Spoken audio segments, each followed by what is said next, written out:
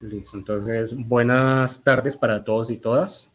Para los que no me conocen, soy Oscar Mauricio Hernández Carvajal, director del curso de Sostenibilidad, Desarrollo y Calidad de Vida para el periodo 16-4 de 2024. Quiero darles la bienvenida a la segunda webconferencia de curso. En el día de hoy vamos a abordar varios elementos conceptuales que nos permitirán aplicarlos al análisis de las problemáticas socioambientales.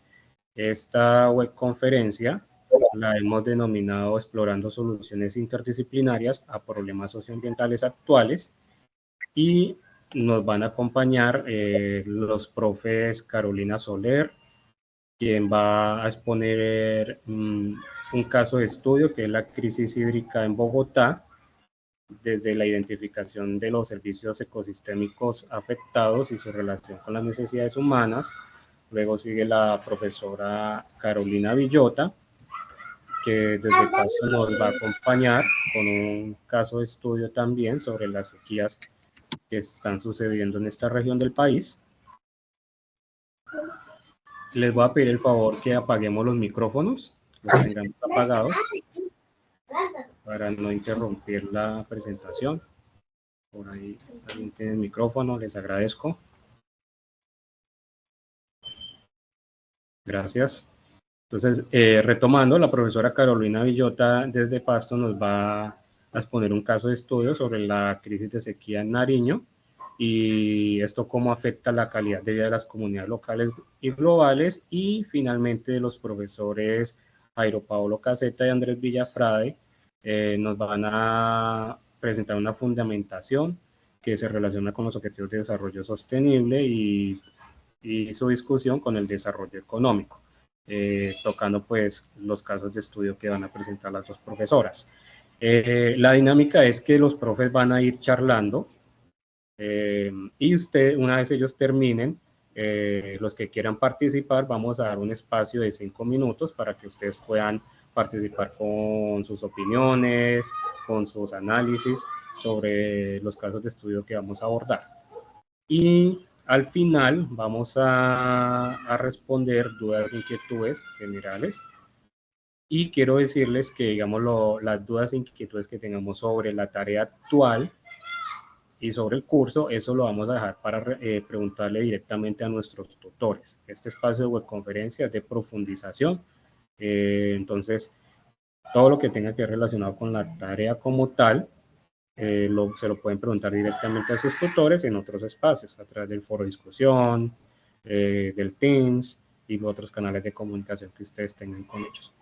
Entonces, sin más preámbulos, voy a darle la palabra a la profesora Carolina Soler para que se presente e inicie con la webconferencia.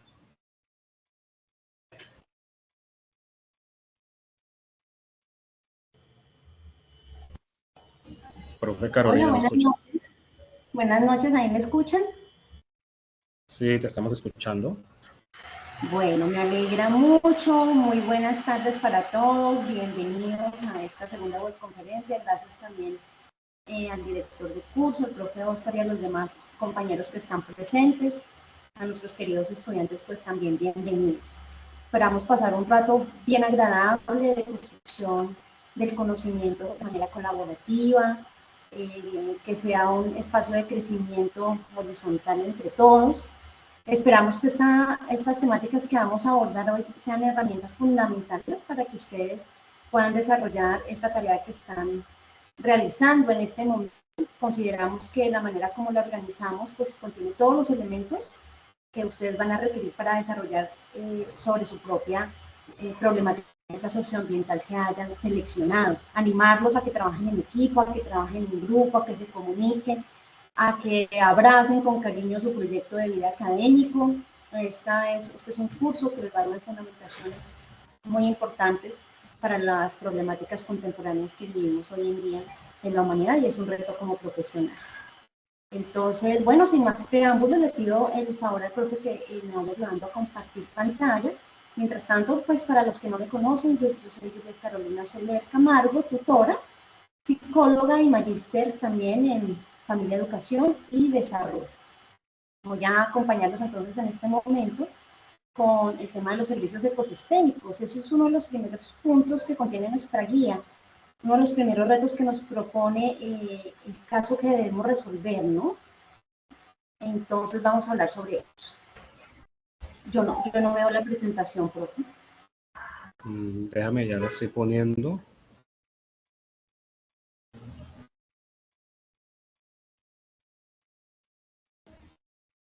Bueno, mientras tanto. Ahí ya están viendo la pantalla. A ver, espérenme. Sí, señor. Sí, señor. Sí, señor. Sí, perfecto. Hay un mensajito en la parte de abajo, profe, que dice dejar de presentar u ocultar. Si le das ocultar, te agradecería para que se puedan ver más limpias las imágenes. Bueno, entonces aquí miren esta imagen y miren esta frase que estamos proyectando. Y la frase dice, esta es una frase de un nativo americano, Cyril, es un jefe indio de la tribu Squamish, de América del Norte. Y entonces dice, ¿cómo podríais comprar o vender el cielo o el calor de la tierra? Esta idea nos parece extraña, no somos dueños de la frescura del aire ni tampoco del reflejo del agua. ¿Cómo podrías comprárnoslos? Entonces es una frase bien hermosa porque nos está hablando y nos hace reflexionar sobre unos beneficios que son trascendentes, como pensar en la frescura del aire, o imagínense ustedes el calor de la tierra, ¿cierto? La inmensidad del cielo, por ejemplo. Entonces, esa es la libertad que tenemos los seres humanos de libertad y de percibir con los sentidos todos esos servicios, esos beneficios que nos ofrece la madre tierra, la mamá Pacha, y que ella misma los fabrica, ella misma los regula y ella misma los equilibra en un perfecto orden, en una homeostasis, en un ejercicio perfecto de interdependencia ecosistémica. Entonces nosotros sentimos de pronto el tibio del aire en un clima cálido, el frío del aire en un clima frío, ¿cierto? Podemos ver un cielo despejado, podemos ver rocío, podemos ver pasto mojado, cosas tan trascendentales y tan hermosas, pero que todo tiene un orden, ¿no? Perfecto. Entonces, dice el indio, el jefe indio, ¿quién podría comprar un óleo? O más bien me pregunto yo también, ¿qué seríamos nosotros sin estos servicios ecosistémicos? En estos beneficios trascendentales. Bueno, con este abrebocas entonces iniciamos a hablar de este tema. Te agradezco, profe. La siguiente diapositiva.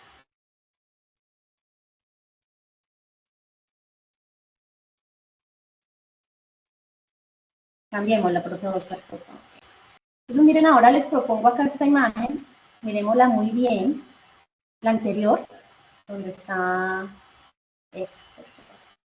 Esa que estamos viendo ahí en la laguna del Chingaza.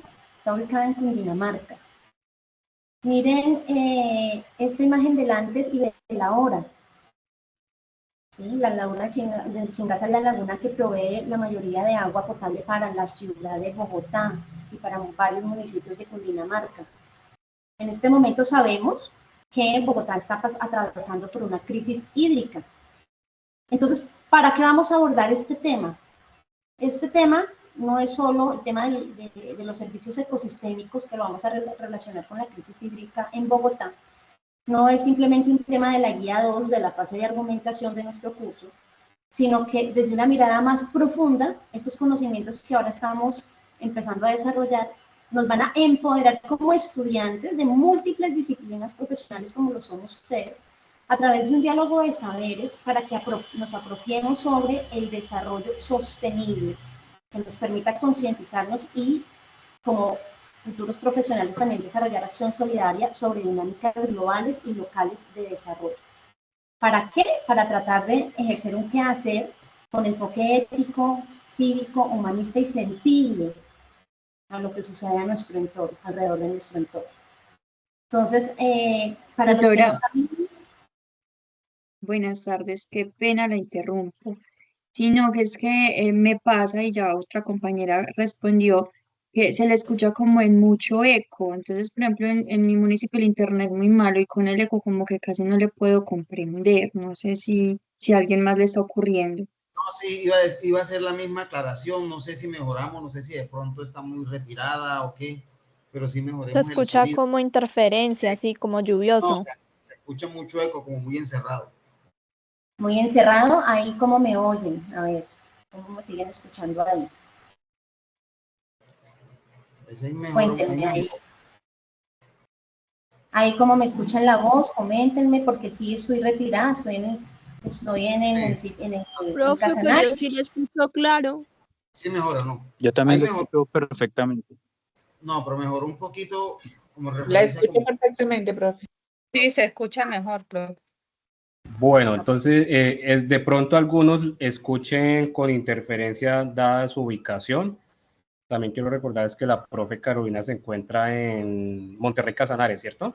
Entonces de pronto también tenga, de pronto el internet no sea tan potente como en otras partes del país. Entonces, sí tener un poquito de paciencia con la profe y tratar de subirle el volumen a sus equipos para escucharla más fuerte, ¿listo?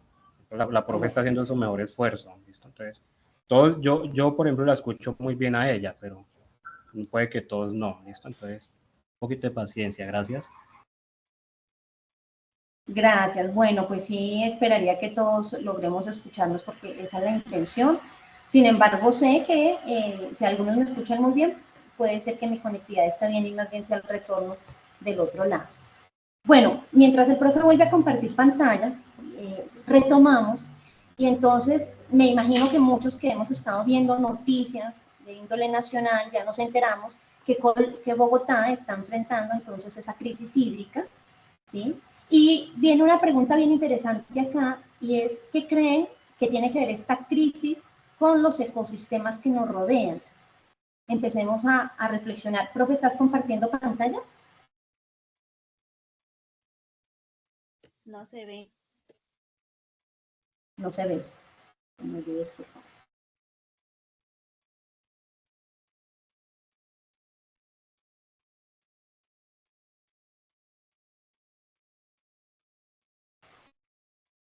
Profe.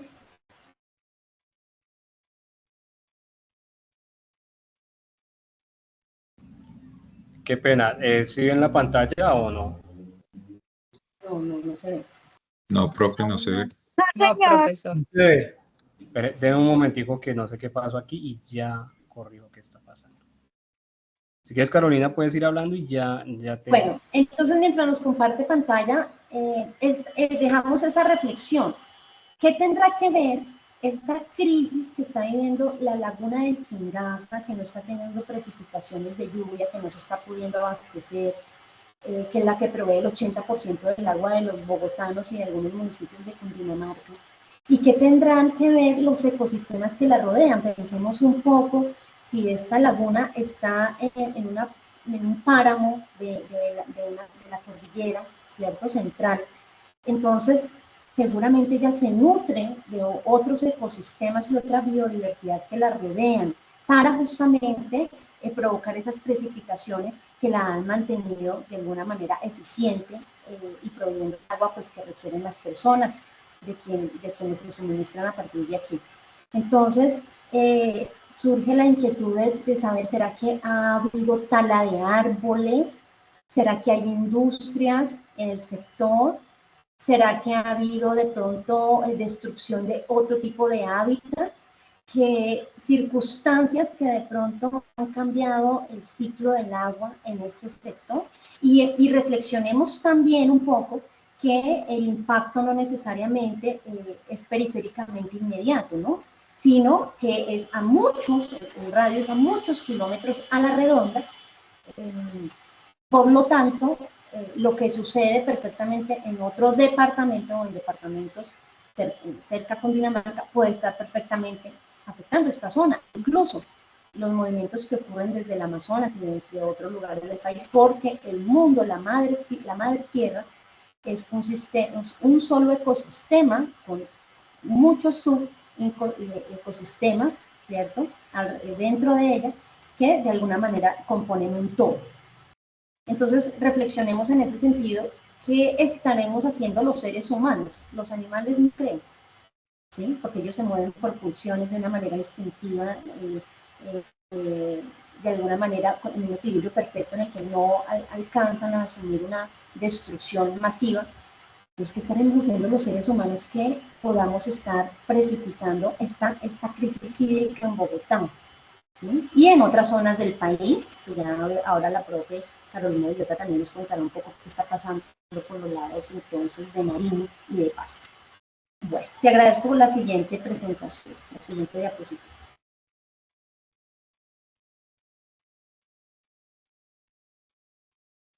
Vamos, estos que ustedes ven acá en este momento son entonces los servicios ecosistemas, es un concepto nuevo para que ustedes se relacionen con él, apenas se viene desarrollando más o menos desde el año 1960, la ciencia ha avanzado a pasos agigantados tratando de hacerle una construcción teórica, todavía no hay una entidad internacional que por unanimidad ya haya definido como tal qué son los servicios ecosistémicos, sin embargo están organizados en 4, como ustedes los pueden ver ahí, están divididos en servicios, desde servicios de soporte, están los servicios de regulación, los servicios de provisión y los servicios culturales. ¿A qué nos referimos cuando hablamos de servicios ecosistemas? Es lo que nos proporciona la Tierra a los seres humanos, a todos los seres vivos que habitamos en ella. Son todos esos servicios ecológicos que ella produce, ¿sí?, a través de sus interacciones biológicas dentro de sus ecosistemas para la supervivencia de nosotros y pues para nuestro bienestar. Como les cuento, están divididos en 4 y a pesar de que aquí los tenemos en un orden no jerárquico, sí alcanzan a tener, digamos, un orden de importancia basada en su funcionalidad básica, ya que ellos son interdependientes y el uno depende del otro, pero hay unos que son básicos y sin ellos no se desarrollan los demás. Entonces comenzamos con los servicios de soporte, que los pueden ver ustedes ahí en color café, como tal dice, permiten la existencia, ¿sí?, sostienen, mantienen las condiciones necesarias para que nosotros podamos existir. ¿Y cuáles son, por ejemplo? La fotosíntesis, sin ella no podríamos. El ciclo de nutrientes que se da en la tierra, que se da entre la vegetación. La creación de hábitats de la biodiversidad o, por ejemplo, la formación de los suelos. ¿Sí? Entonces, estos de soporte, si nos imaginamos una pirámide donde los ubicamos, estos estarían en la base. ¿De acuerdo? Si nos lo relacionamos con el tema de Bogotá, con el tema de la laguna de Chingaza, entonces aquí los servicios de soporte estaríamos hablando de los humedales, de la propia laguna como tal, de los ecosistemas que están alrededor de ella, del suelo, del subsuelo, ¿sí? ¿Qué son los que permitirían en este caso la purificación del agua y pues todo el ciclo de nutrientes que se da en este ecosistema de la laguna?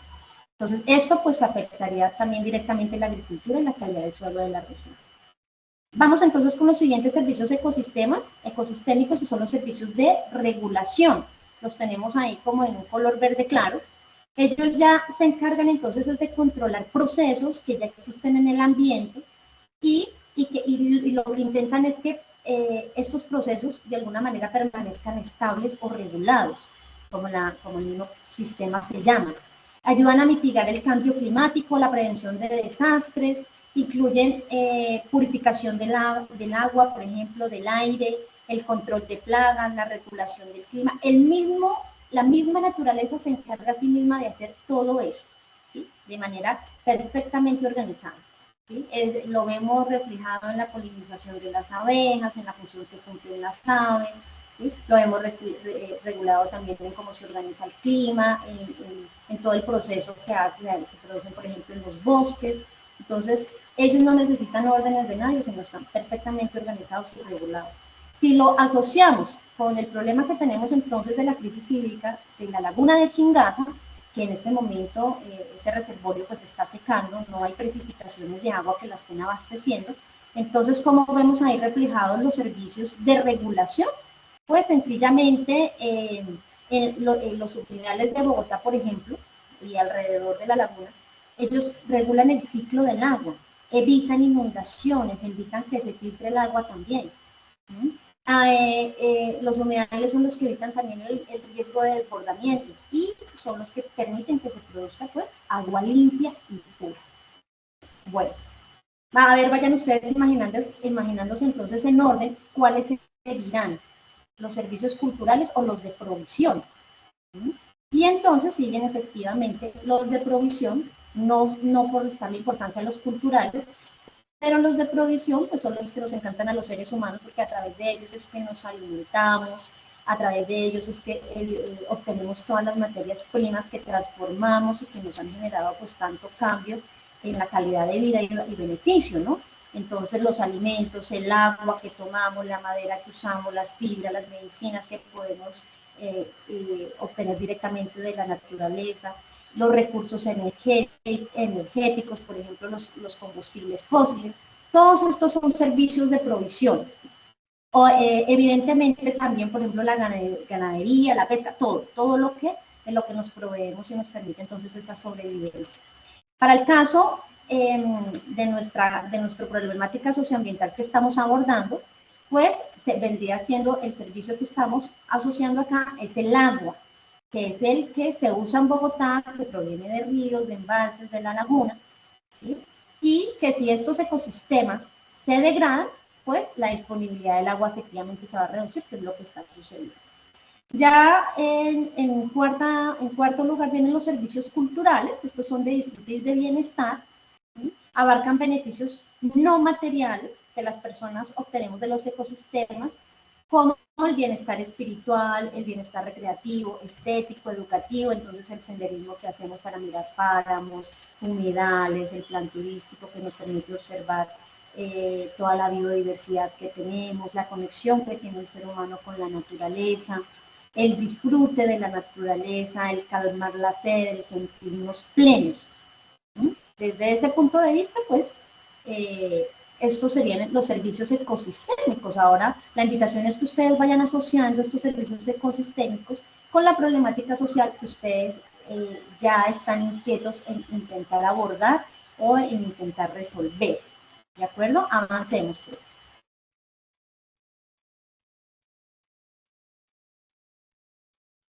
Mientras el profe cambia la diapositiva, entonces yo les voy preguntando, para que vayamos apropiando estos contenidos, ¿qué servicio ecosistémico dependerá diariamente relacionado con el agua? Desde los servicios de soporte, de regulación, de provisión, ¿cuáles de los culturales, cuáles dependerán directamente con el agua? ¿Cuáles estarán en este momento siendo afectados para que haya como consecuencia esa reducción de la producción de agua en la laguna de Chingaza, humedales alrededor, contaminación, ¿cierto? Desperdicio de agua, ¿qué estará ocurriendo? Entonces vamos reflexionando. Bueno, ahí vemos entonces en este momento una imagen tomada el día de ayer de la laguna. Miren la represa como se encuentra en este momento. Está reducida a menos del 50% de su capacidad. Se ha dado esta situación especialmente por la disminución de las lluvias y la reducción de reservas en la represa. Esto se debe en parte al cambio climático.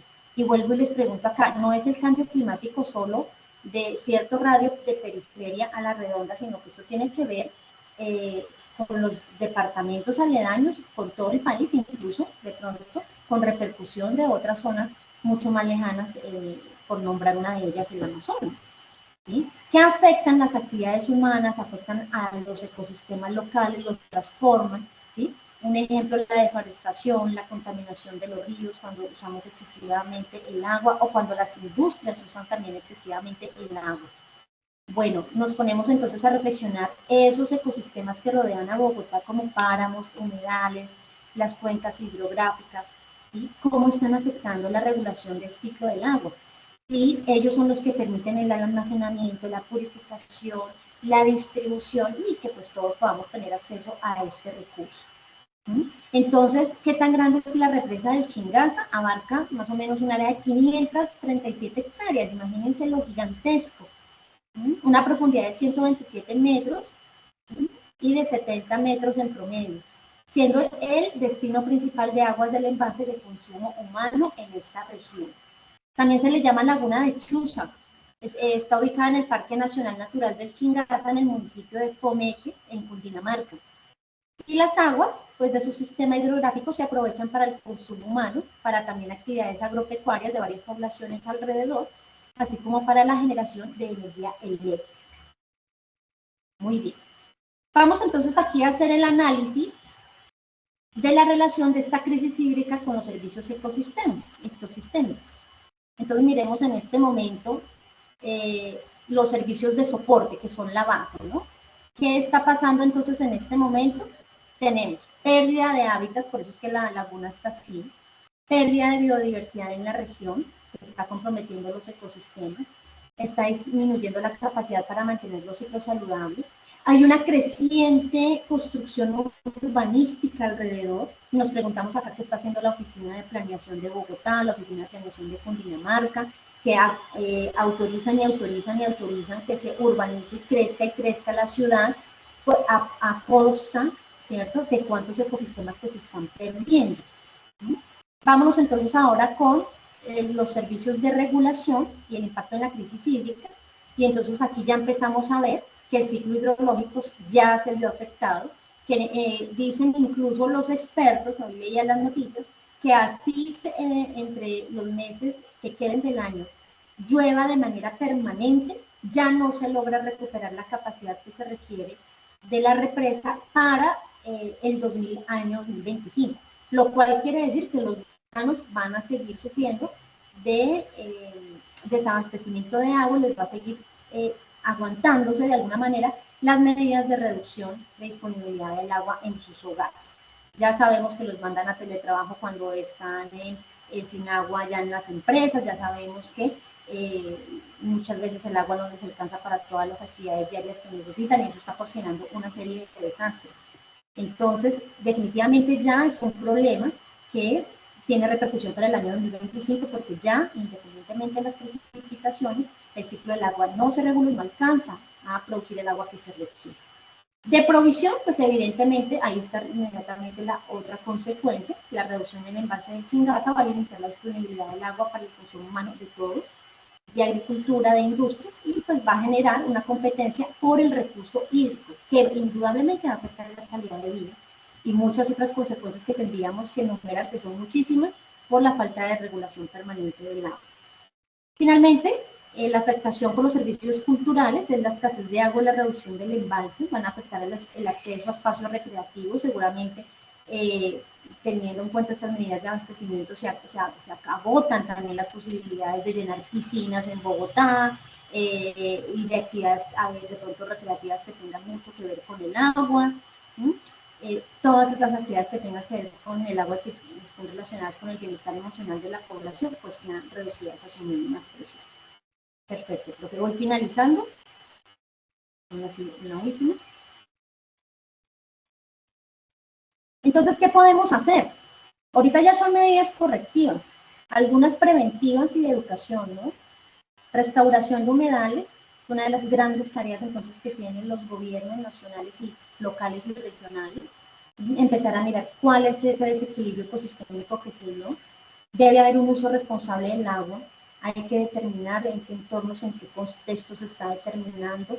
Empezar a mitigar, empezar a tomar acciones para realmente que haya un cambio a corto, mediano y largo plazo y que sea sostenible.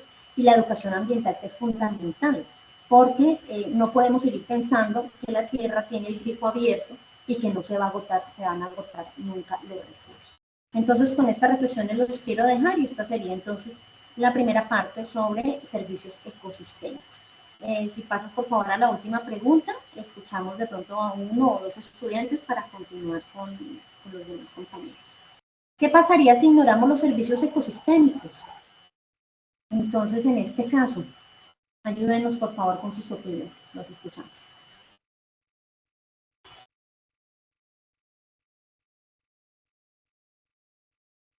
¿Alguno de ustedes es de Bogotá? Váyanlo pensando. Tatiana, adelante. Profe, buenas noches. Buenas noches. Yo no soy de Bogotá, soy del Cesar. Y bueno, en el aporte que voy a dar, o sea, lo digo de manera personal y lo digo porque aquí yo vivo, bueno, mi infancia la pasé, me crié en el campo. en el lugar donde nosotros tenemos una finca, hay una que le llaman, bueno, aquí le dicen Madre Vieja o un nacimiento de agua, existen 2 quebradas, etcétera, etcétera. Ese nacimiento de agua jamás en la vida nosotros lo habíamos visto que se estaba reduciendo, nunca, nunca. Siempre hemos procurado y habíamos cuidado de él. Resulta y pasa que como aquí hay gente que ha comprado nuevas parcelas, entonces ellos por querer agrandar como los potreros, no sé si me entienden la referencia, por querer generar más potrero, más pasto para tener más animales, fueron acabando con el bosque. Y entonces nosotros nos explicamos, pero ¿por qué se está reduciendo si ellos nunca se había reducido? Mi papá tiene 10 años de ser presidente de junta y nosotros somos muy amantes de la naturaleza. Nosotros cuidamos mucho nuestros recursos hídricos porque sabemos que son primordiales para la sostenibilidad del ser humano. Para cortarle el cuento, o sea, nosotros nos ganamos un problema porque pusimos denuncia, hicimos de todo para poder tratar de solventar el problema que estaba sucediendo. Nos tiramos los vecinos de enemigos por eso, por simplemente eso, porque cuidar nuestra naturaleza. Entonces, en ese caso, si no hubiera esa regulación, y créame que nosotros pusimos demanda y hicimos lo máximo posible, habido por haber, para que se tuviera en cuenta, porque se supone que hay que cuidar del medio ambiente y eso hay que ser consciente. No hicieron absolutamente nada y prácticamente dejaron que se secara. Nosotros poco a poco, nosotros en nuestra finca tenemos un gran bosque de diferentes tipos de árboles que se producen, que son maderables, pues nosotros los cortábamos, producimos, pero somos personas que resembramos. Entonces nosotros como una familia, porque somos como 8 personas en mi familia, decidimos tratar de nosotros mismos, porque aquí no hicieron absolutamente nada, de sembrar y volver a repoblar las partes que ellos habían talado. Y pues poco a poco, gracias a Dios, pues Dios es grande y poderoso, pues la comunidad se dio cuenta que el daño que le estaba haciendo, porque ha habido aquí veranos que sinceramente nos hemos visto, mejor dicho, que sin agua totalmente, que esa parte de ese yacimiento era parte fundamental de la existencia del agua, o sea que sin ella no había vida, y existen 2 quebradas, pero ese yacimiento mantenía la vereda prácticamente, que son como 40 fincas, la mantenía. Entonces cuando vieron que el verano pegaba y cuando ella estaba en su furor, no nos afectaba mucho, ahí sí cayeron y fueron conscientes de que era importante cuidar de ella. Ahora toda la comunidad procura cuidar de ella. O sea, créanme que si no existieran todos esos, no hubiera equilibrio. Es que prácticamente hay gente que no es consciente y no hubiera ningún equilibrio en el mundo y en el planeta. Muchas gracias, Tatiana, por tu comentario. Resalto ahí que la comunidad autogeneró, podríamos decirlo, un proceso de conciencia sobre el uso y aprovechamiento sostenible del agua, ¿cierto? Precisamente para evitar que esa fuente hídrica se secara y pues de alguna manera generar alguna crisis en esa zona donde ustedes habitan. Entonces vamos a darle paso a Diana Marcela, que tiene también levantada la mano, y luego Arnulfo, y con esto cerramos aquí ese primer ciclo de opiniones para luego pasar a la charla de la profesora Carolina Villota. Adelante, Diana. Gracias, tutor, y gracias, compañeros. Yo creo que para responder la pregunta puntual de qué pasa si ignoramos los servicios ecosistémicos, creo que es lo que está pasando hoy en la actualidad. Nosotros como seres humanos, entidades, gobernantes, los hemos ignorado de una manera bastante peculiar, porque no comprendemos que los recursos naturales son finitos y que en algún momento nosotros no vamos a consumir cemento, no vamos a consumir de pronto vigas, y creo que es lo que vivimos en la actualidad. Nosotros no hemos tenido la capacidad institucional.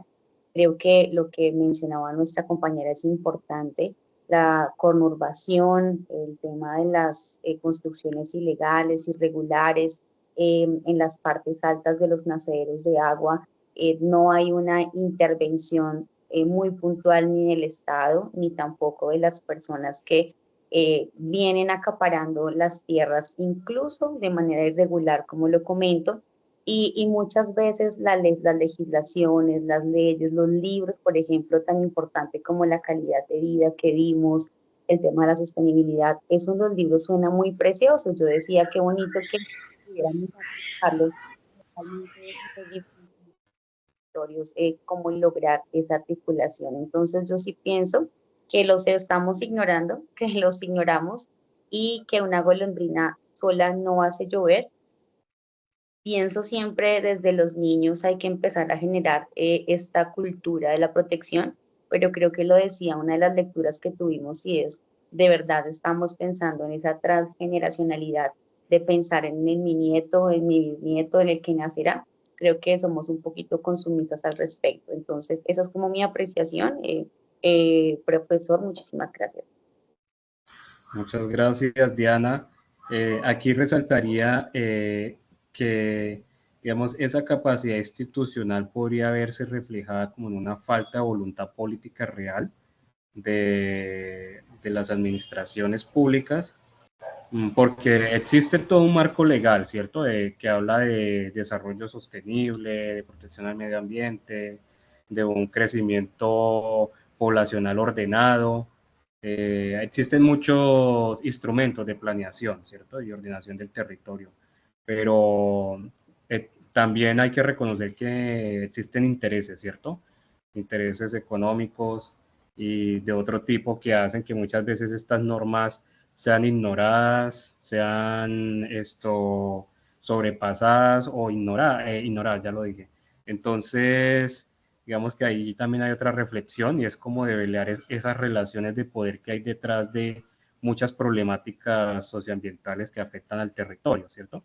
Más que, digamos, un proceso de que yo como persona de pronto puedo estar obrando mal, contaminando, haciendo X o Y actividad insostenible, es también darse cuenta que hay algo más atrás que también nos compete estudiar para reflexionar, criticar y ver cómo lo podemos cambiar. Entonces le doy paso a Arnulfo Tuzarma. Arnulfo. Buenas noches, profe, ¿me escucha? Sí, le escucho. Bueno, puede encender la cámara mucho mejor.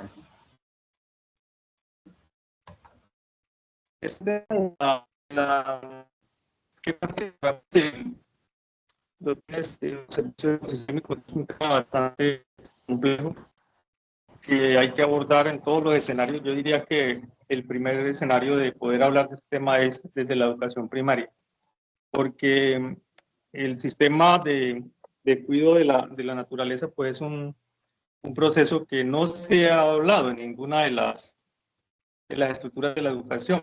Entonces, acá en las prácticas que nosotros hacemos, pues vemos que los PEI o los trabajos que se están realizando son meramente teóricos y vacíos. Y puede estar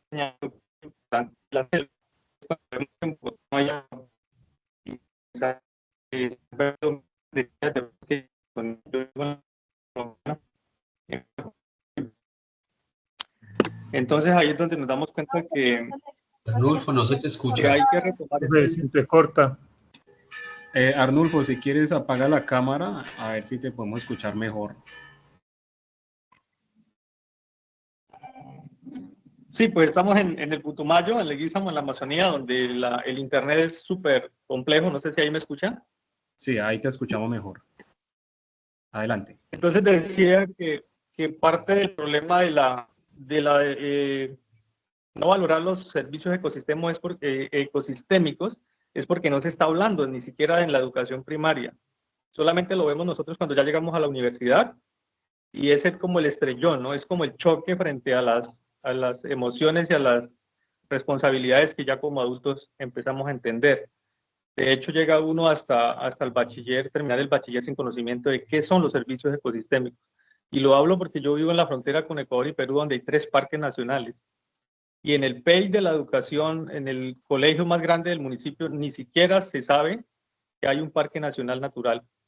Entonces, cuando vemos en Bogotá el resultado de la sequía, es porque han caído millones de hectáreas de bosques en en la Amazonía. Entonces ya el ciclo de reproducción de lluvia ya no llega a donde debe llegar. Y ahí estamos fallando todos en este momento de la problemática, pero también de la solución. ¿Qué es lo que vamos a abordar frente al proceso educativo y la generación de conciencia? Porque eso es también una parte ética del ciudadano del común. Entonces hay que empezar a interiorizar esa responsabilidad social, y también las disciplinas institucionales están fuera de todo contexto de poder hacer el trabajo que deben de ejercer sobre dichas áreas protegidas. Por ejemplo, se crea una ley segunda y después de 59 años o 60 años vienen a ver que existía. Y ahí está el tema que decían al principio, pues el tema institucional no está acatando esa responsabilidad de cuidar y de mantener ese proceso. La Amazonía se ha convertido en potrero, en ganadería. Entonces ya las lluvias no se regulan y no hay un proceso que permita establecer esa conexión entre la cordillera y la Amazonía. Y los resultados más grandes lo está comenzando a ver la ciudad de Bogotá. Es imposible sostener a 9 millones de personas con agua cuando la reserva está al nivel más escaso. Entonces, es como una reflexión que quería dejar. Muchas gracias. Muchas gracias, Arnulfo. Rescato mucho ahí de tu intervención cuando mencionas la ley segunda de aprovechamiento de la regularización de la ocupación, ¿cierto? Habla de aprovechamiento sostenible de áreas protegidas. Digamos, para los que no conocen de ese tema, digamos, ya en el Caquetá, en el Putumayo, ya habían procesos campesinos allí asentados en el territorio, y después de eso sale la ley segunda, ¿cierto? Y es como muy difícil ahora entrar a regular toda esa organización cuando ya hay procesos, prácticas sociales allí en los territorios, pero digamos que ahí también hay un gran reto de parte de los profesionales que se están formando precisamente para contribuir con un pensamiento y acciones que lleven hacia la sostenibilidad. Y otro punto que también destaco es la educación primaria, que precisamente estos términos de servicios ecosistémicos, y de pronto en la lectura de Rojas Robles, cuando ustedes vieron ahí el socioecosistema, ¿cierto? Que tiene unos atributos de resiliencia, autoorganización, autogestión, territorialidad y equidad. Por lo tanto, digamos, los servicios ecosistémicos no son algo aislado por allá, la naturaleza por allá sola, o sea, la vida que no es humana por allá sola aparte, y nosotros, la sociedad, los humanos, por aquí por otro lado, no, estamos interrelacionados. Y ahí lo que habla Arnulfo, digamos, la deforestación en una parte, que es la Amazonía, puede interrumpir los ciclos de lluvia y afectar una región que está lejos de la Amazonía, que es el altiplano cundiboyacense. Desde ahí podríamos también como analizar un poquito por qué la crisis de sequía en el páramo de Chingaza. Entonces, vamos a darle paso a la profesora Carolina Villota para que nos acompañe con su charla. No sé si por ahí estás, profe, no te veo. Hola, profe, sí, por aquí estoy. Listo. ¿Necesitas apoyo para presentar? Allá.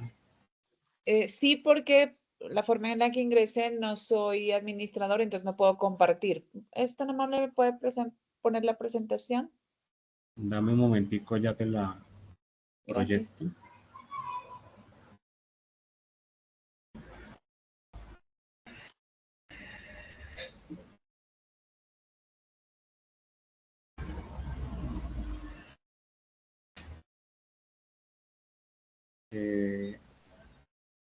Listo, profe, si quieres enciende la cámara para verte y ya está la presentación.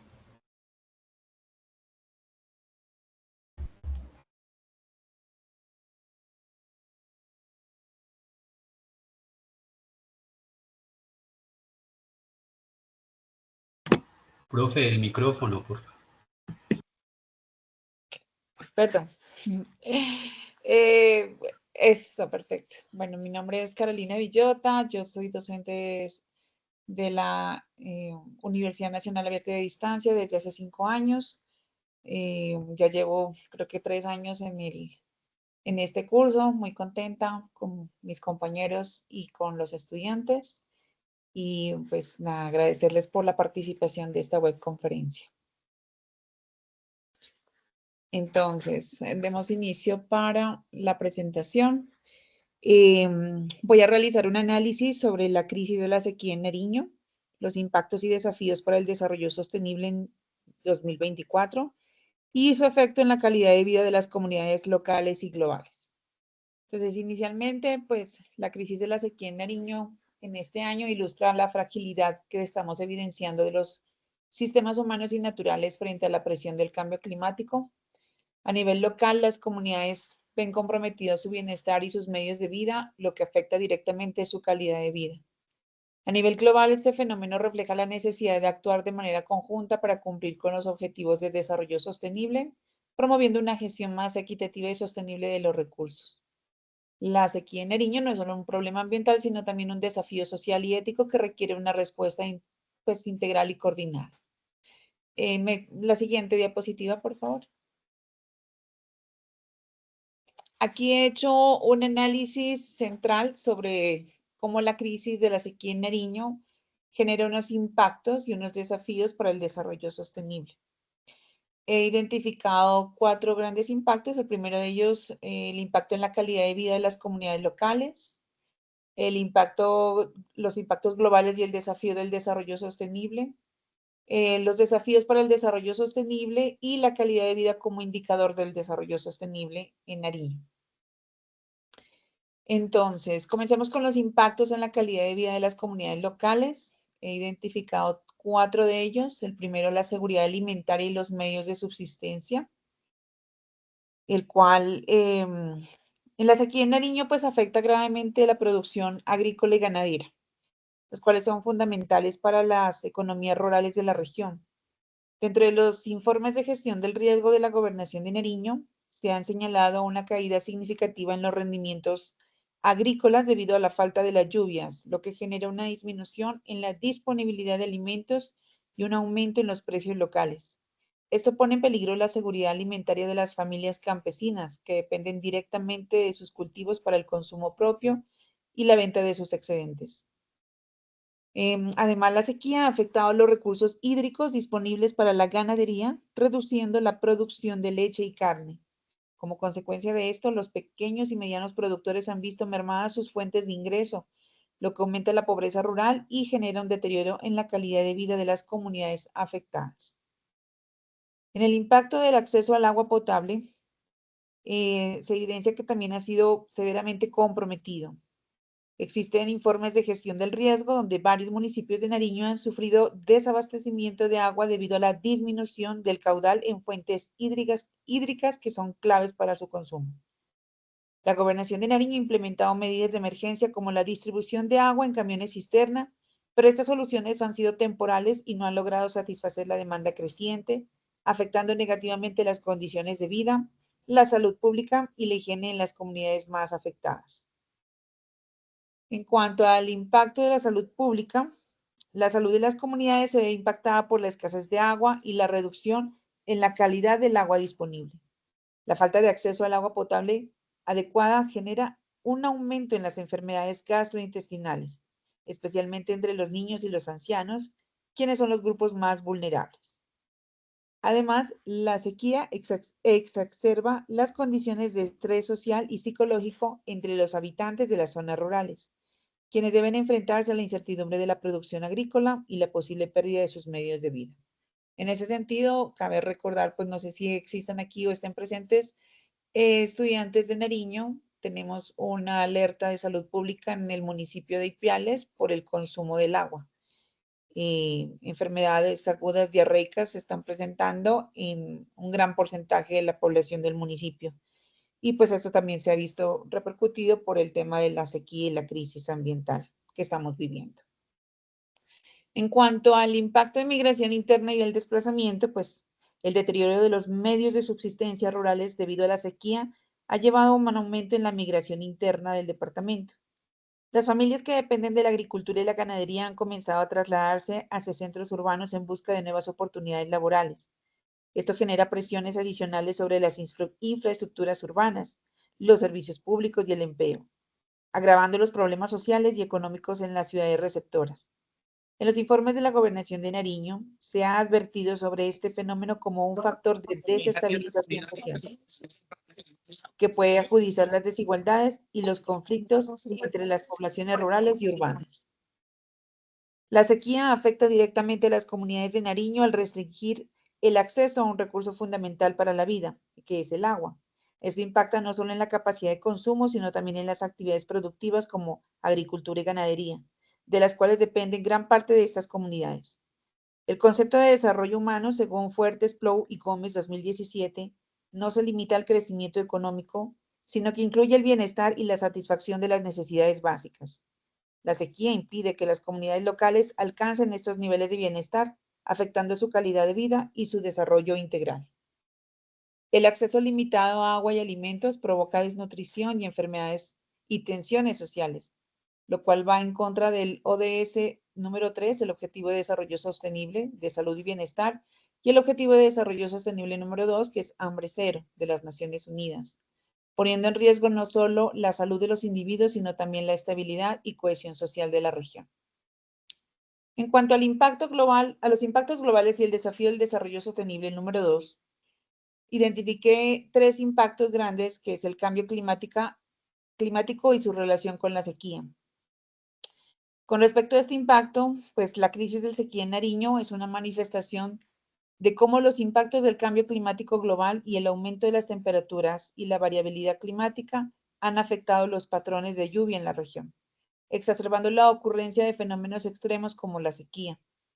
A nivel global, ese tipo de eventos se repiten en distintas regiones, como lo pudimos ver en el ejemplo anterior de la profesora Carolina, lo que pone en evidencia la vulnerabilidad compartida frente al cambio climático y resalta la necesidad de adoptar políticas globales de mitigación y adaptación que respondan a estos desafíos.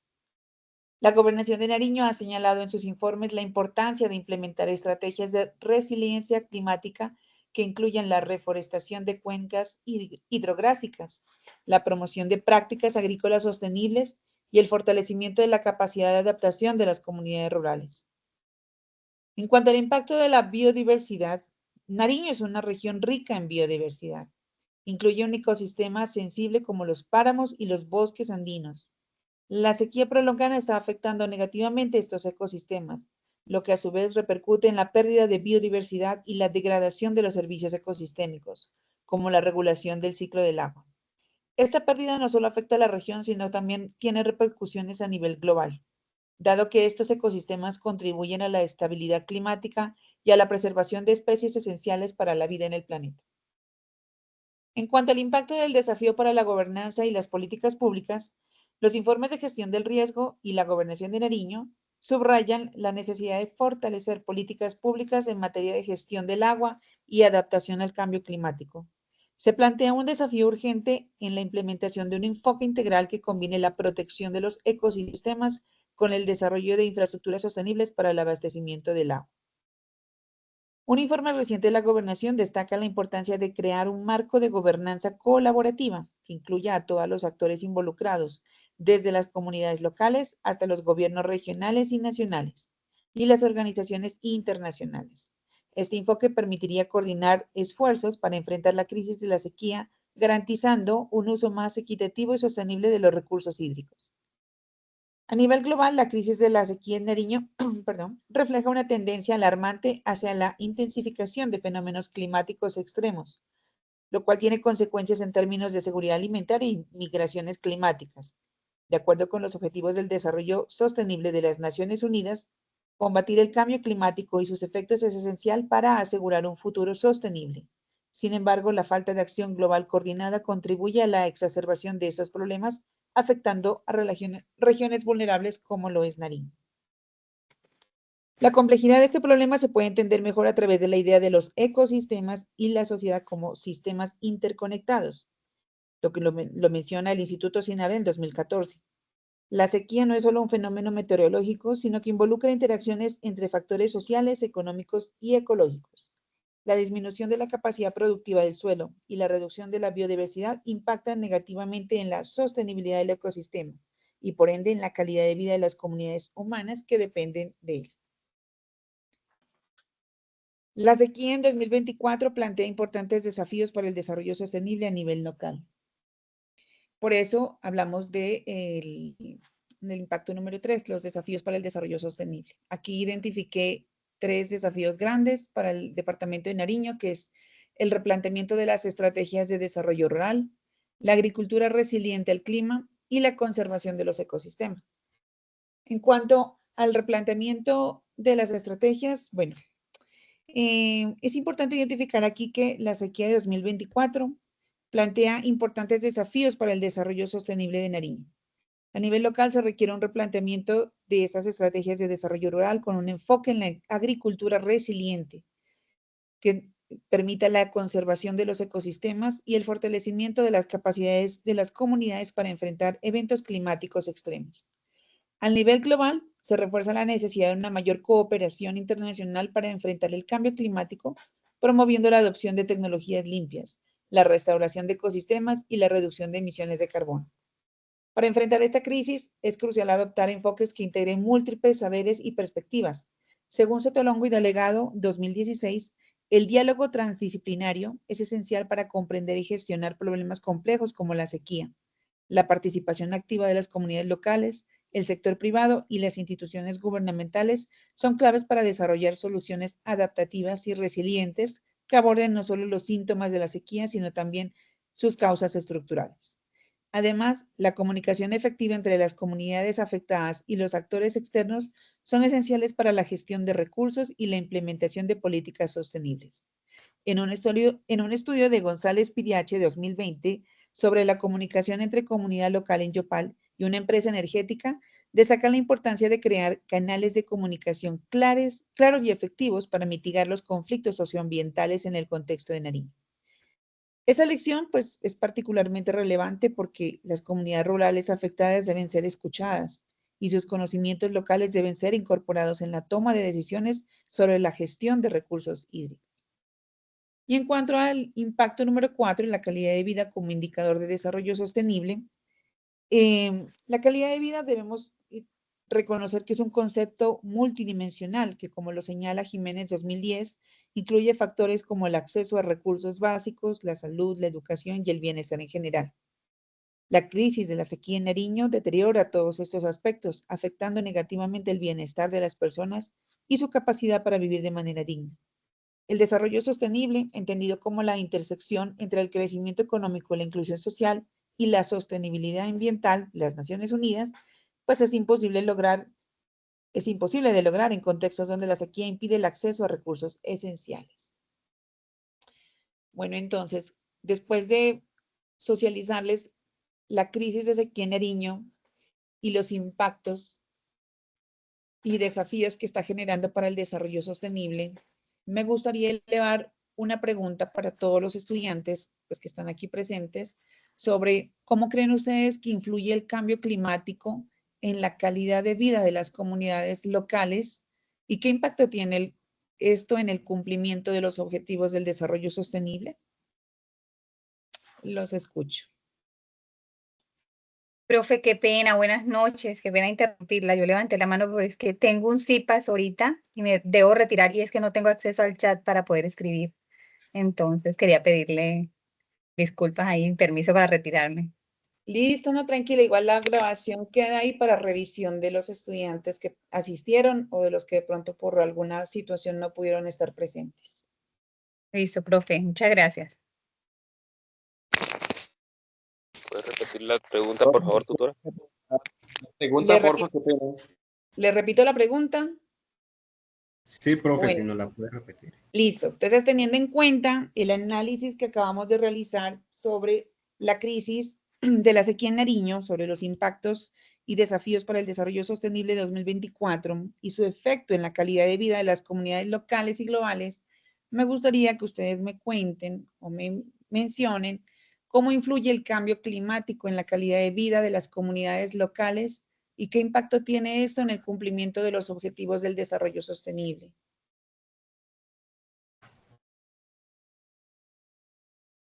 Está levantada la manito de Elena Elizabeth. Profe, buenas noches para todos, ingeniero Oscar y a todos los docentes, compañeros y compañeras. Sean siendo bendecidos en Cristo Jesús. Esta es una problemática bastante compleja o una temática bastante compleja. Es muy emocionante, pero quería ser un poquito puntual para responderle y quería profundizar más a unos temas anteriores del ingeniero y de los compañeros. Profe, usted nos pregunta que cuál es la repercusión del cambio climático sobre todos estos eventos que se dan en las comunidades. Como podemos ver, el cambio climático es algo que, pues este fenómeno hay que distinguir, de hacer una distinción sobre los fenómenos naturales que se suceden y que tienen sus tiempos establecidos.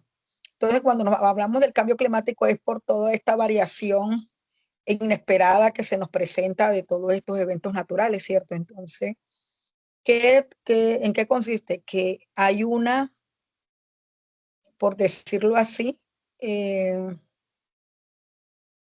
se va dando como un cambio de cultura mirando desde la perspectiva humana, un cambio de cultura de todo por los habitantes, porque cuando ya nos estábamos como que habituando a los efectos del cambio climático, ya no esperamos como los eventos naturales, sino que estamos como que sobreadvertidos que se nos puede presentar cualquier día una sequía o una inundación. Entonces hay un cambio de cultura, que de pronto podemos ser resilientes o muchas veces, pero es para perfilar porque, Sí, bueno, marica, sí. Póngale que J1 le dijo a Tatiana que ninguna de las operadoras quería trabajar con ella. Y ella me Elena, por favor, cierra el micrófono. ya, casi que se me va. Bueno, Sí, por Elena, continúa. Continúa, Elena. cuando estamos, bueno, dando de la perspectiva del cambio climático a las comunidades, hace un cambio de cultura en el campesinado, porque el campesino se preparaba para los eventos de los fenómenos naturales, que ya estaba, que eran como con fechas estables.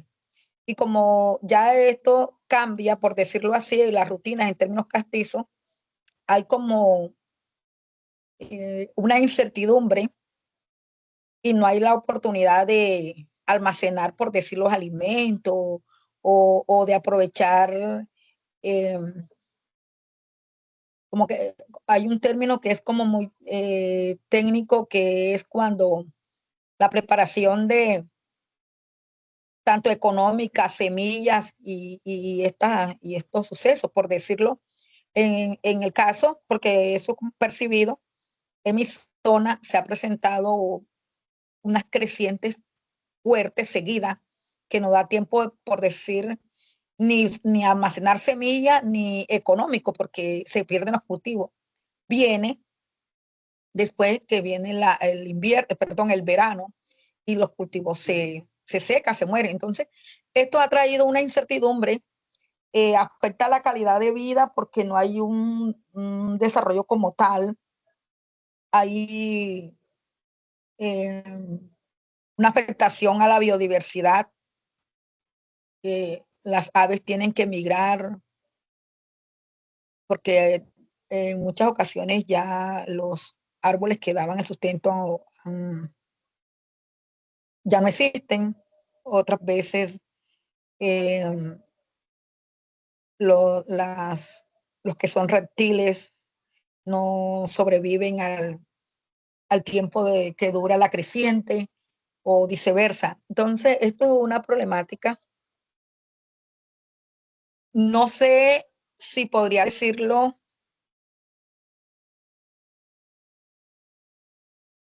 desde la perspectiva, ¿qué podemos o qué se puede en una zona, por decir, en mi zona que es yuca y maíz, y que se ha perdido mucho el cultivo tanto por sequía y por inundaciones, cómo adaptarnos a otro cultivo?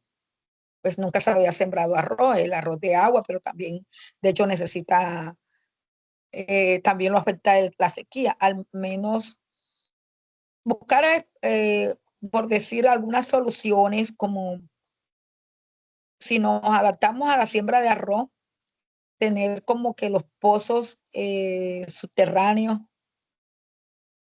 y prepararnos con todo ese equipo para poder sistemas de riego.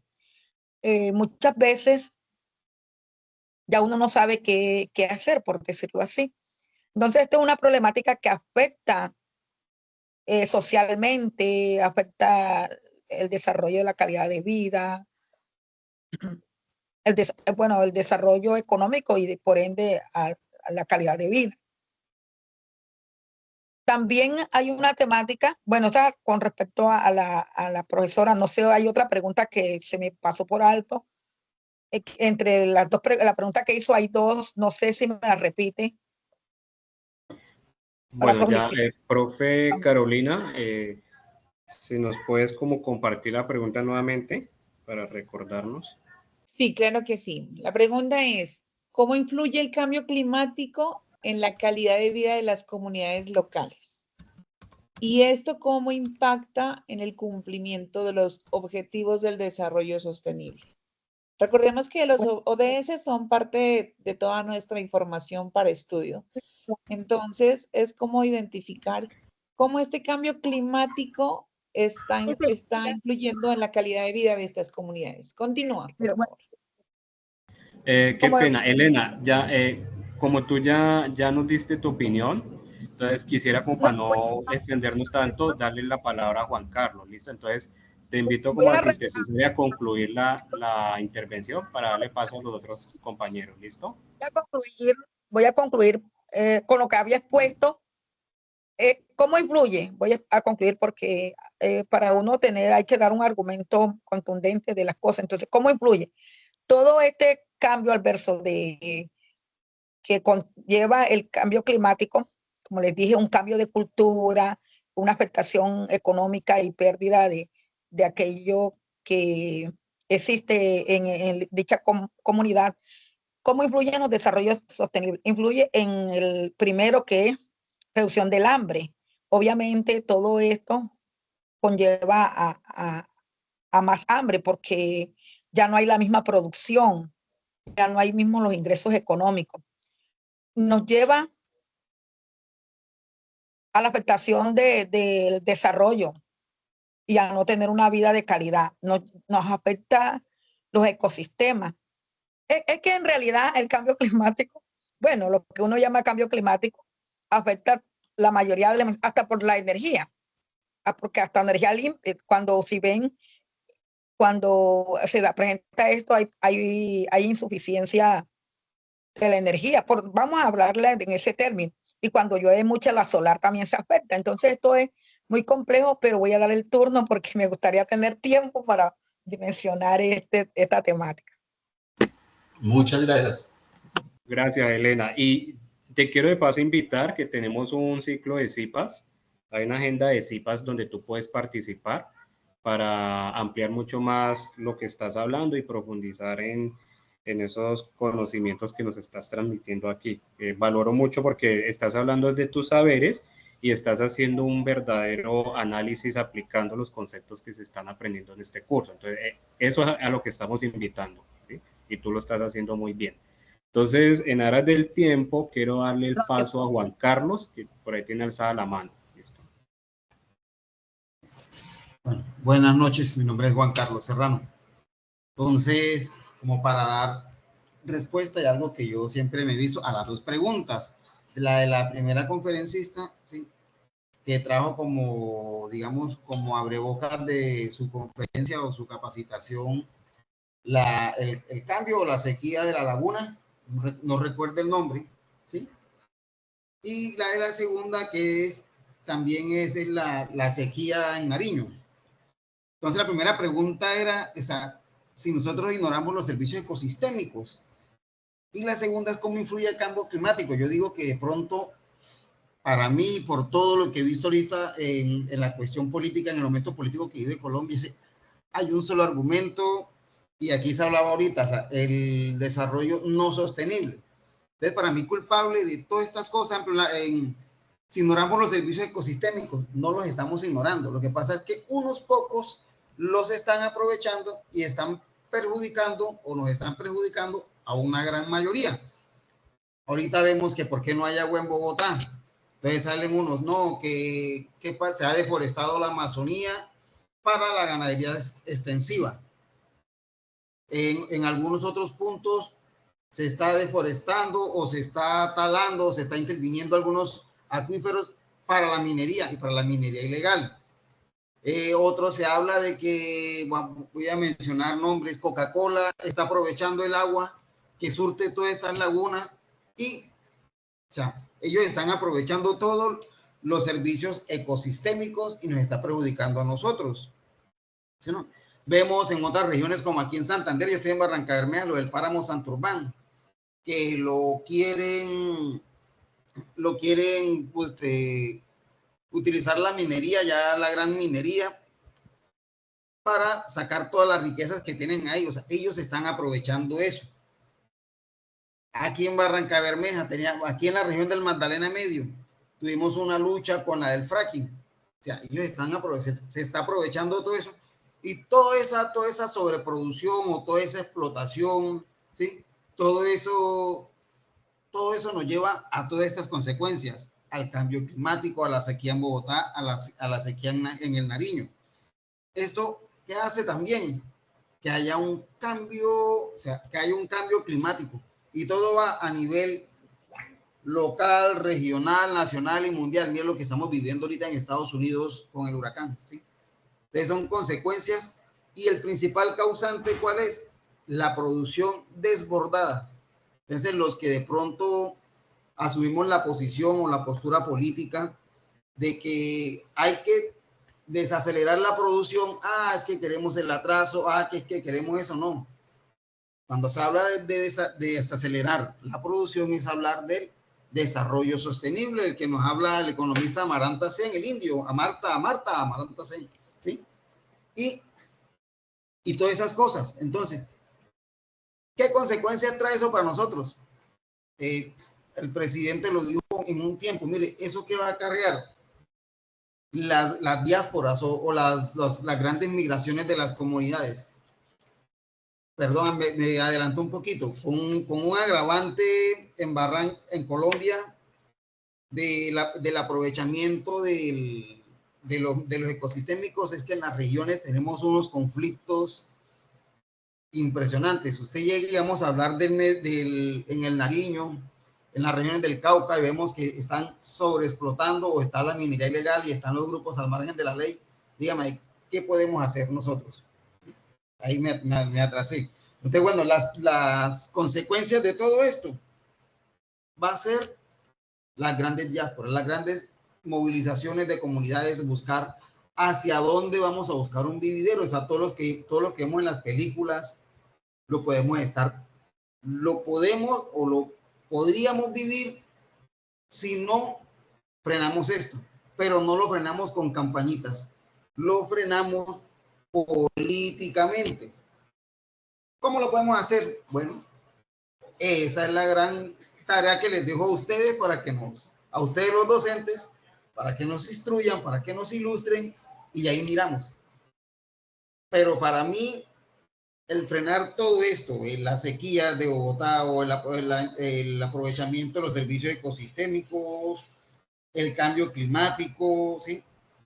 Todas estas cosas las frenamos como con la producción, desacelerar la producción. No sé si de pronto me hice entender o divagué mucho o algo así.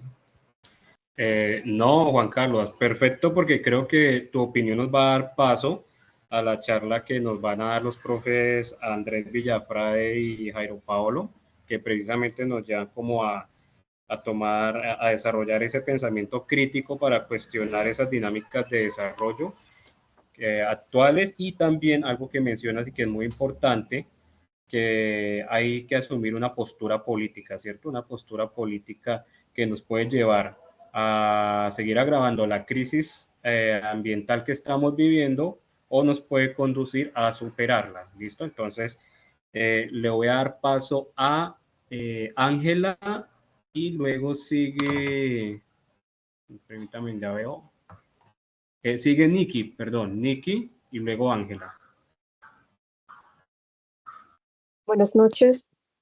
Quiero comentar acerca de las dos primeras intervenciones y encontrar un punto de convergencia acerca de los relatos que tuvieron estas dos personas, especialmente Arnulfo, que hizo mención al asunto de la pérdida de biodiversidad que sucede pues, en la Amazonía, que también está sucediendo en este momento en el Chocó a causa de la deforestación.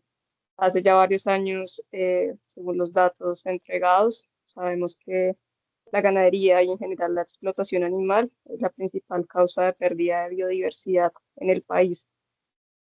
Teniendo en cuenta que este es uno de los países más megadiversos del mundo, pues creo que ya deberíamos dejar de pensar que esta responsabilidad corresponde a otras empresas que sí están cometiendo actos como todo el asunto de la minería, de la tala y demás, pero empezar a darnos cuenta que nosotros con nuestras acciones diarias podemos contribuir a dejar de financiar todas estas industrias que definitivamente son depredadoras y lo son hace mucho tiempo.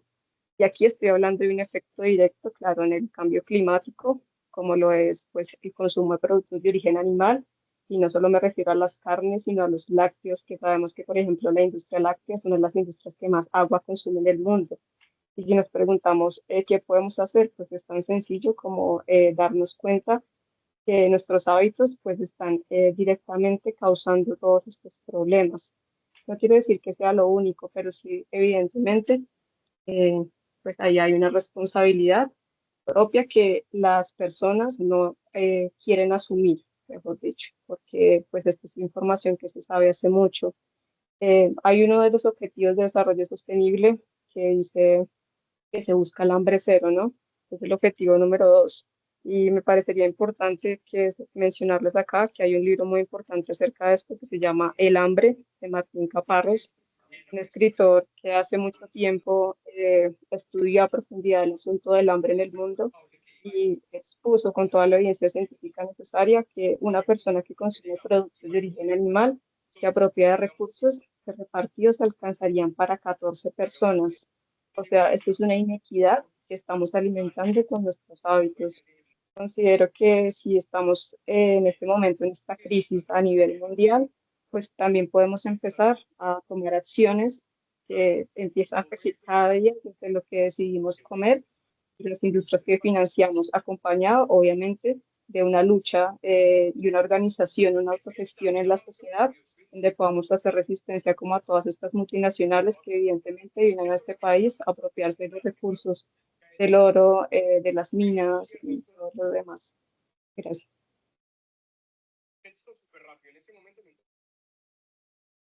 Ingeniero, si le queda un turnito, unos minutitos.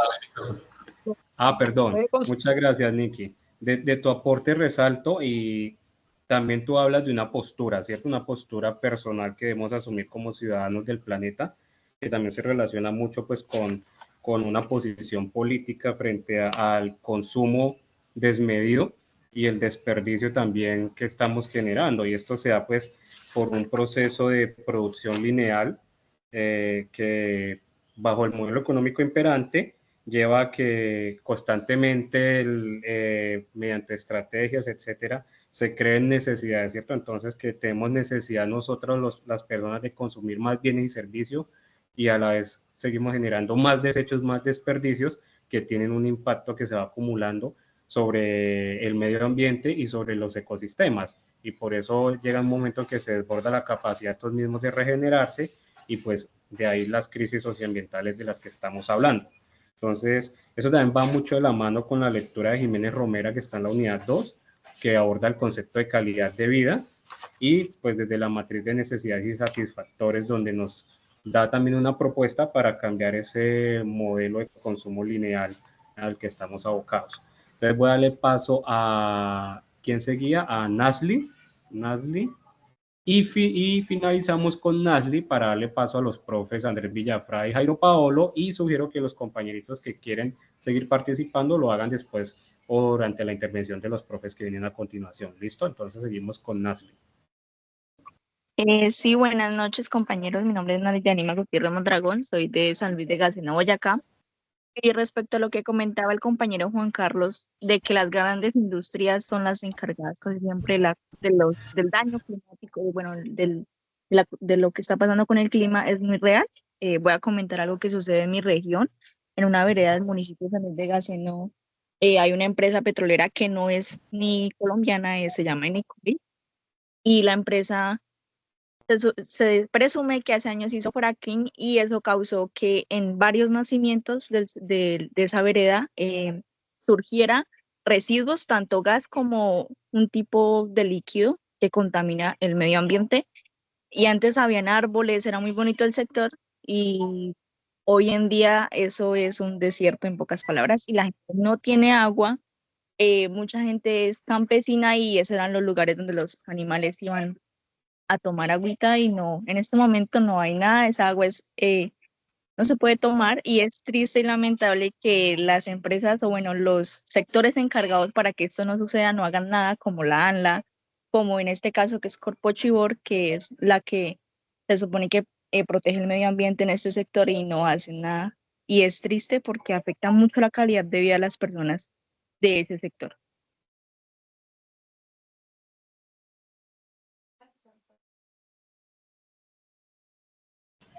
Listo, muchas gracias, Nasli, por tu aporte.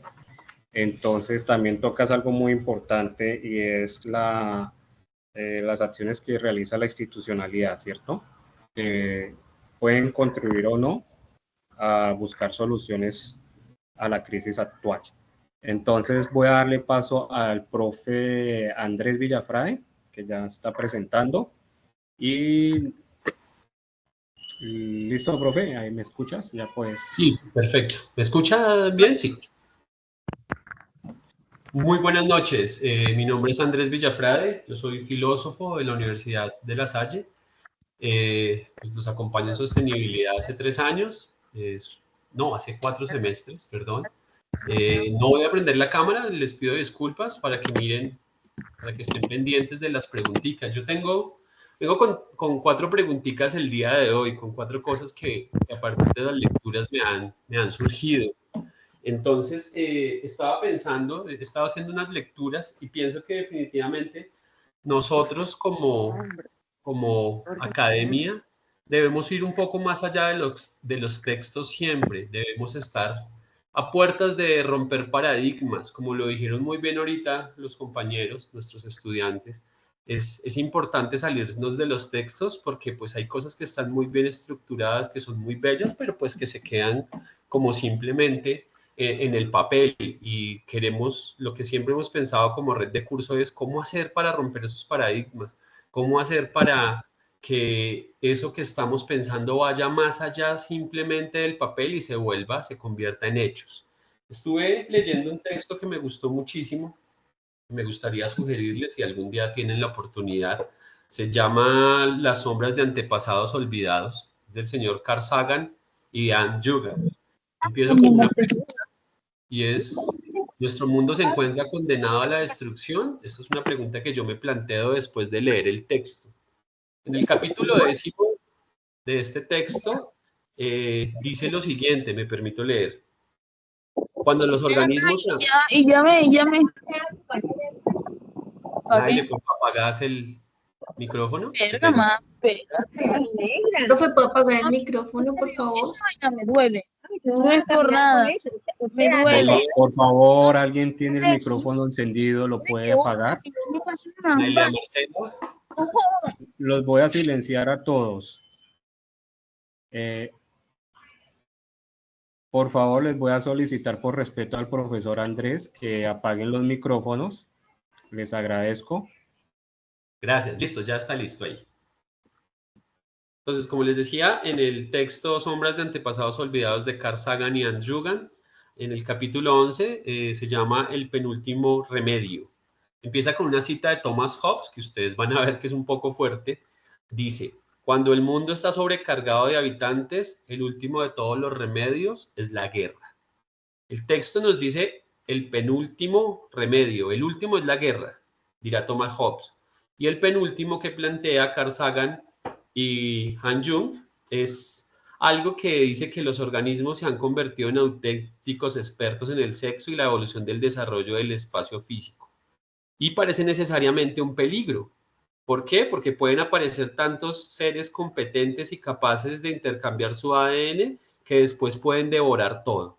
Pueden acabar con todo lo que se ha dado y a veces con su misma historia. Y entonces uno dice, uy, esto suena muy complicado, suena muy fuerte.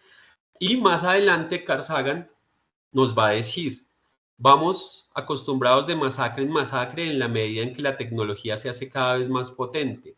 La magnitud es una posible tragedia en aumento. Muchas desgracias de nuestra historia reciente sugieren que los hombres estamos incapacitados para aprender. Con esta sentencia, hacemos una invitación aquí a qué es lo que debemos aprender, ¿sí? Nuestro mundo se encuentra condenado a la destrucción. Es verdad que hemos pasado por muchísimas eras en las que todo ha ido desapareciendo y apareciendo nueva vida, porque eso es importante señalar.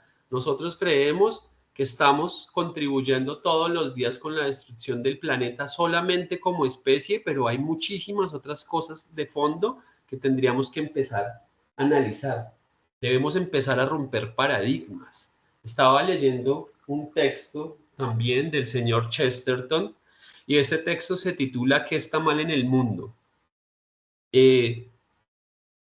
Me hace pensar en la intervención de la compañera Nikki, porque este texto de Chesterton, ¿Qué está mal en el mundo?, nos muestra de alguna forma una supremacía. En un tiempo, dice Chesterton, emitieron una orden que decía que había que cortarle el pelo muy corto a las niñas pequeñas. Y naturalmente, a las niñas cuyos padres fueran pobres. Dice Chesterton que los pobres se encontraban tan presionados desde arriba, sumidos en la miseria, apestosos, sofocantes, que no se les permitía tener pelo, porque tener pelo significaba tener piojos. Chesterton dice, no parece haberles ocurrido nunca en suprimir los piojos en vez del pelo. El problema de la estratificación también es un problema que nos encontramos a diario y vemos cómo se somete al ciudadano a unas reglas que no van con él, a unas normas estrictas que le dicen que él es el culpable de lo que está pasando en el mundo, pero que los que están por fuera de esto no lo son. Entonces pensamos, ¿por qué seguimos admitiendo este tipo de sentencias? ¿Por qué seguimos pensando que la culpa es de los que están abajo? ¿Sí? Y no es una culpa compartida. En ese texto de Chesterton, ¿qué está mal en el mundo? Chesterton hace muchas reflexiones sobre la política, sobre la economía, sobre el medio ambiente, sobre el feminismo. Es un teórico que empieza a hacer teoría feminista y es una cosa bien interesante dentro de los parámetros que se daban en la literatura en ese momento. Y Chesterton, a raíz de la pregunta ¿qué es lo que está mal en el mundo?, muestra que el mundo está condenado a la destrucción si no cambia, si no piensa, si no es capaz de interactuar unos con otros. La respuesta la dio Nikki ahorita en su intervención, pero la respuesta de Chesterton es muy sencilla. ¿Qué es lo que está mal en el mundo? Soy yo, dirá él. ¿Y por qué soy yo? Porque soy yo el que no es capaz de entender que yo estoy contribuyendo a la destrucción, que yo estoy contribuyendo a la inequidad, ¿sí? Pero no del mundo, sino de mi mundo. Y en mi mundo puedo estar diciendo que las cosas están bien, pero finalmente no estoy funcionando. No estoy funcionando de una forma realmente consciente de que, dijeron ahorita, una sola golondrina no hace lluvia, pero una sola golondrina sí empieza a generar para que se den otras golondrinas y esto termine dando algo mucho más grande. Es muy bonito, es muy interesante lo que tenemos que plantear nosotros. Es importante que ustedes revisen los ODS. que los revisen a profundidad, que miren qué quieren decir estos. El fin de la pobreza, cero hambre, salud y bienestar, educación de calidad, igualdad de género, agua limpia y saneamiento, energía asequible y no contaminable, trabajo decente y crecimiento económico, porque si nos damos cuenta, a pesar de que sean 17 ODS, están completamente interconectados, pero también nos los están vendiendo como si estuviese cada uno allí como una meta a seguir para el 2030. Entonces tenemos que mirar cómo se conectan, dónde se conectan y cómo pueden conectarse dentro del espacio vital en el que yo me encuentro.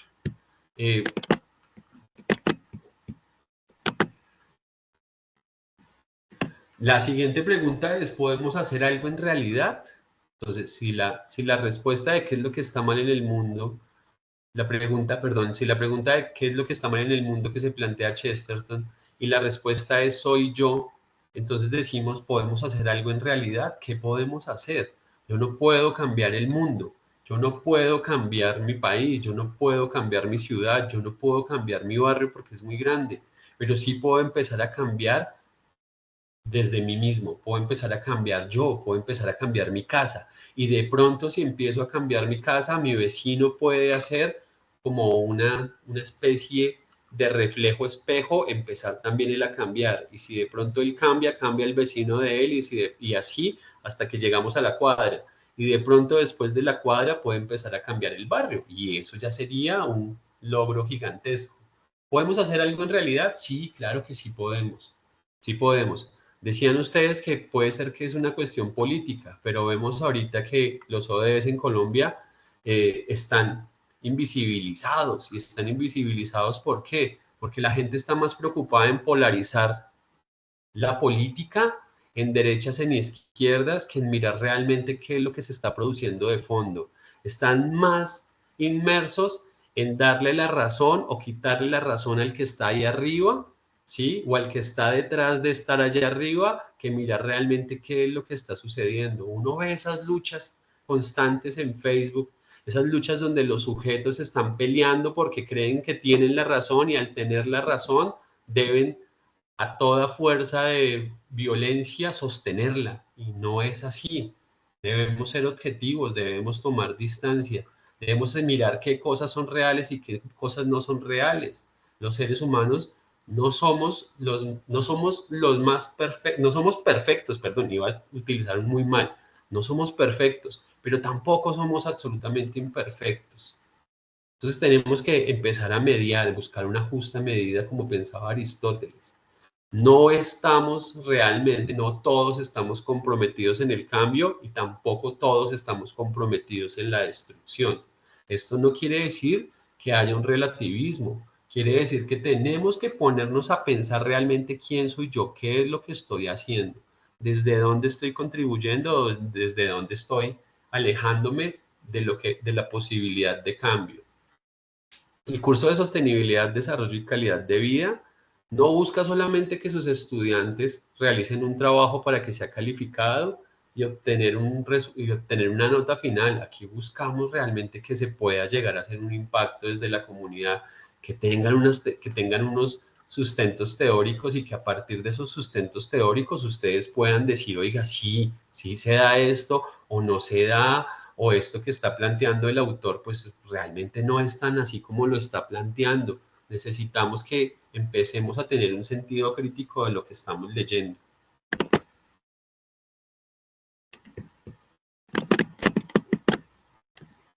¿Es importante pensar en el futuro? Pues uno dice, bueno, el futuro parece tan lejano, parece que el futuro se nos escapa, parece que va más allá de nosotros y a veces lo miramos como, pues a mí no me interesa el futuro porque no voy a estar. Y aquí es donde tenemos que empezar realmente a pensar y a decir, bueno, pero no es mi futuro. Ah, pero es que yo no tengo hijos. Sí, no tengo hijos, no es mi futuro, pero es el futuro de nuestra especie. ¿Sí? Es el futuro de otros seres humanos, es el futuro de los niños, de las niñas, de los ancianos, porque es que no podemos dejar atrás a los ancianos. También el futuro es para ellos, para nosotros, los que vamos a envejecer. ¿Cómo hacemos para pensar en el futuro pensando en todos?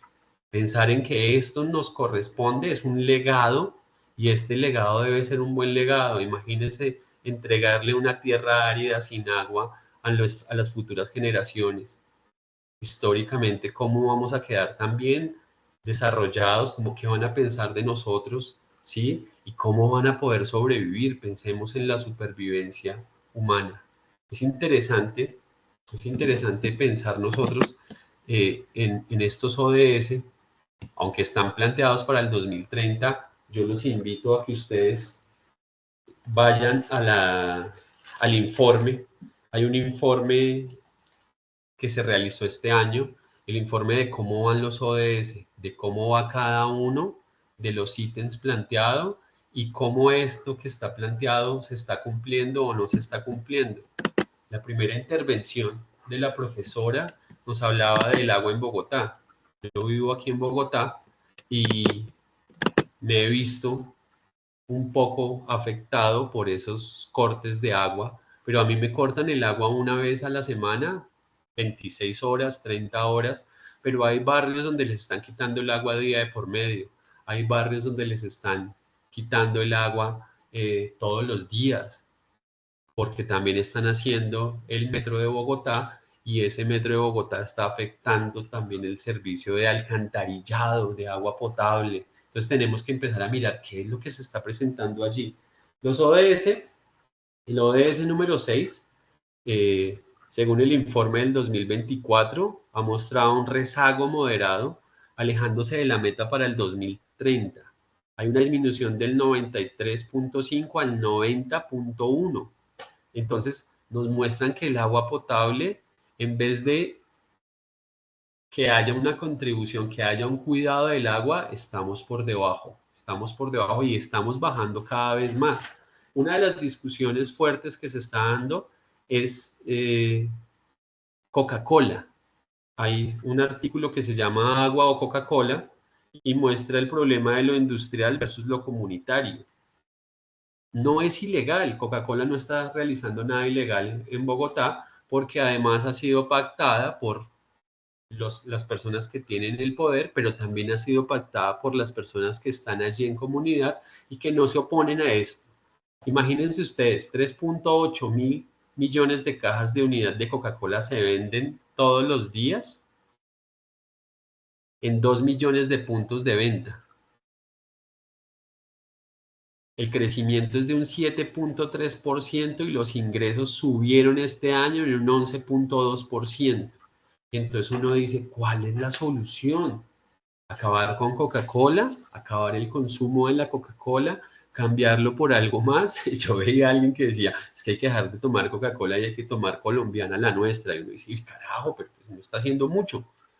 Acabar con el consumo indiscriminado de productos de paquete, acabar con el consumo indiscriminado de productos gaseosos, azucarados, no por una cuestión de moda, porque es que también se nos ha vuelto como si fuese una moda imponer que ser vegetariano, ser vegano, ser animalista, ser ecologista, ser feminista, ser cualquier cosa de estas lo hace a uno estar por encima de los demás y tal vez no lo hace estar por encima de los demás.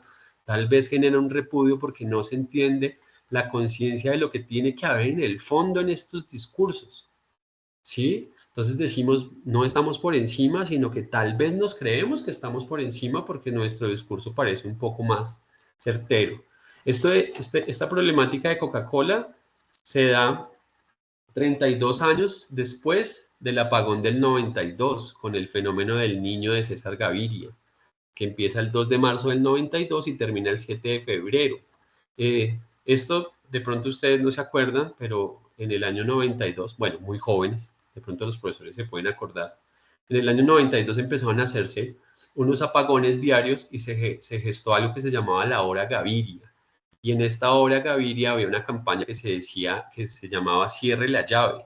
El fenómeno del Niño dio algo sin precedente en Colombia y era una sequía que definitivamente estaba dejando muy mal el servicio potable y el gobierno decidió apagar por unas horas los sistemas eléctricos, porque también esto genera una producción de agua muchísimo más elevada que el racionamiento de agua que se está dando en este momento. Duró casi un año. Esta campaña era un poco fuerte. Cali daba 6 días de cárcel al que rompiera los márgenes del agua. En Buenaventura eran 2 días sin energía. En Bogotá se cambió la hora para que anocheciese más temprano y amaneciese más tarde, y así poder de alguna manera como que habituar a los sujetos, a las personas a estar sin luz un rato. No teníamos los racionamientos de agua, teníamos el de luz y era diferente, pero se estaba buscando lo mismo. No es sin precedentes esto que se está dando en este momento. En el 92 ya lo teníamos. La cuestión es, ¿qué hemos aprendido con esto? ¿Por qué se deja a las grandes empresas ese alto consumo de agua, ese despilfarro de nuestros recursos?